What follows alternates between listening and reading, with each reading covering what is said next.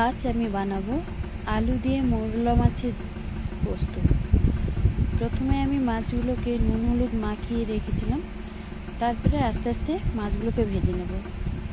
ভাজা হয়ে গেছে, তারপর ওই তেলেই আমি কালো জিরে শুকনো লঙ্কা ফোড়ন দিয়ে দেবো।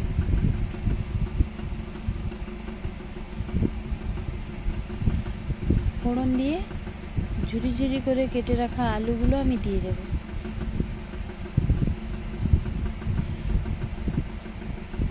এখন আর নুন দেব না, আলুগুলো হালকা হালকা লাল হয়ে গেছে।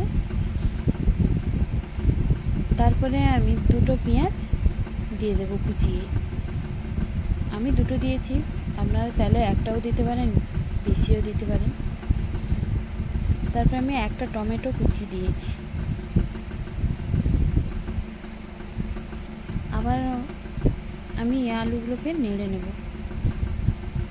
এবার আমি নুন হলুদ দিয়ে দেব। কিছু সময় আলুটাকে ভাজবো। দেখুন সুন্দর ভাজা হয়ে গেছে। তারপরে আমি পোস্ত বাটাটা দিয়ে দেব।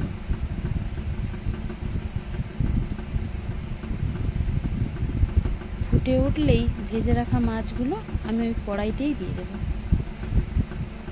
দিয়ে আবারও সামান্য পরিমাণে মাছগুলোকে নেড়ে নেব। বেশি নাড়লে ঘেঁটে যাবে, তাই সামান্য পরিমাণে নেড়ে হালকা হালকা স্বাদ মতো নুন মিষ্টি দিয়ে নামিয়ে নিলেই রেডি।